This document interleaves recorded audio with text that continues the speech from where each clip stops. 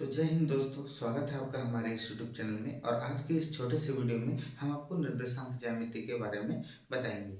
आज हम आपको बताएंगे कि एक्स अक्ष और वाई अक्ष क्या होता है। ठीक है, हम टॉपिक लिखे हुए हैं, एक्स अक्ष और वाई अक्ष क्या होता है। दूसरा जो पॉइंट है वह है भुज और कोटि क्या होता है। तीसरा पॉइंट है कि चतुर्थांश क्या होता है। इसके बाद किसी भी बिंदु का रूप क्या होता है, मूल बिंदु क्या होता है और मूल बिंदु के निर्देशांक क्या होते हैं।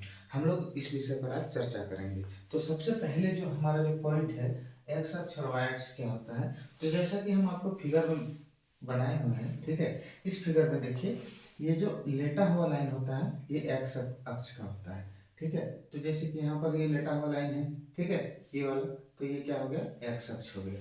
क्या हो गया, एक्स अक्ष हो गया।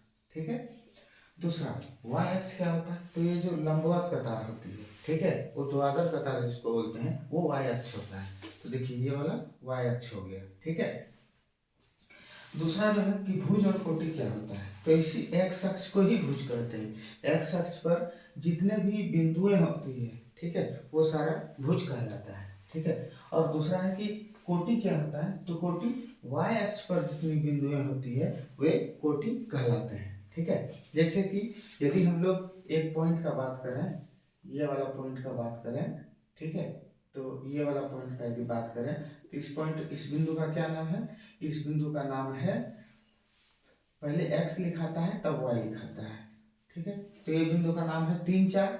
तो यहाँ पर भुज हो गया 3, 3 हो गया भुज, ठीक है, और ये 4 हो गया कोटि, भुज और कोटि हो गया। ठीक है, x का जो मान होता है वो भुज कहलाता है और y का जो मान होता है वो कोटि कहलाता है। तीसरा जो पॉइंट है कि चतुर्थांश। ठीक है, तो देखिए ये चतुर्थांश आपको दिखाई पड़ रहा है। ये जो भुज और ये जो भुज और कोटि है, ठीक है, तो भुज और कोटि देखिए 4 बराबर भागों में कटा हुआ है, 4 90 बन रहा है। ठीक है, ये सारा 90 डिग्री करके होता है। तो ये जो होता है ये पहला होता है चतुर्थांश। चतुर्थांश ये पहला होता है।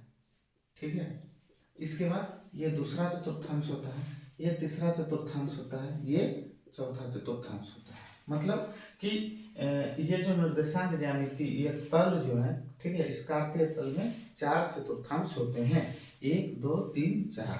ठीक है, अब देखिए किसी भी बिंदु का रूप क्या होता है। तो हम आपको बता दें, किसी भी बिंदु का रूप हमेशा एक्स और वाई के रूप में होता है। मतलब कि पहले एक्स को लिखते हैं तब वाई को लिखते हैं। ठीक है, पहले हम लोग भुज को लिखते हैं, ठीक, भुज तब कोटि। ये किसी भी बिंदु का रूप हम लोग समझ सकते हैं इससे। अब देखिए मूल बिंदु किसको कहते हैं। तो ये जो जहाँ पे एक्स अक्ष और वाई अक्ष एक दूसरे को काटती है, हाँ, उसको हम लोग मूल बिंदु कहते हैं। क्या कहते हैं, मूल बिंदु। और मूल बिंदु का निर्देशांक होता है 0 0, क्योंकि वहाँ x का भी मान 0 है और y का भी मान 0 है। अब मूल बिंदु के निर्देशांक कितने होते हैं। तो हमने आपको पहले ही बताया कि मूल बिंदु के निर्देशांक 0 0 होता है। वहाँ पे x का भी मान 0, y का भी मान 0। कुछ क्वेश्चन देख लेते हैं। जैसे कि मान लीजिए आपको बोला जाएगा 3 और -4, ठीक है, इसमें भुज क्या है और कोटि क्या है। तो ये x वाले को भुज और y वाले को कोटि कहेंगे। तो भुज कितना हो जाएगा, 3।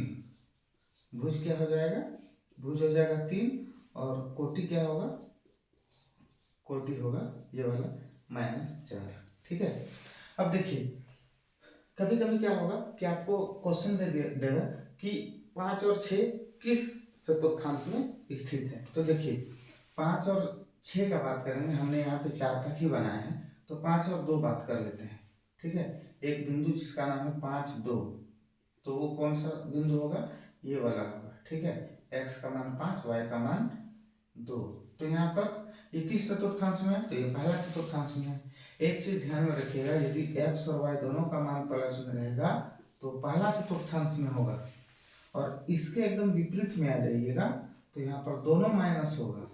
यदि x का मान और y का मान दोनों माइनस में रहेगा तो वो तीसरा चतुर्थांश में होगा।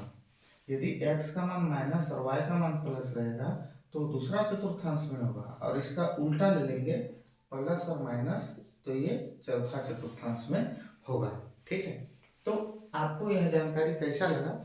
यदि अच्छा लगा हो और आप यदि हमारे चैनल में नए हैं तो इस चैनल को सब्सक्राइब कर लीजिए और बेल आइकन को भी प्रेस कर दीजिए ताकि मेरे आने वाले वीडियो का नोटिफिकेशन आप तक पहुंचता रहे। धन्यवाद।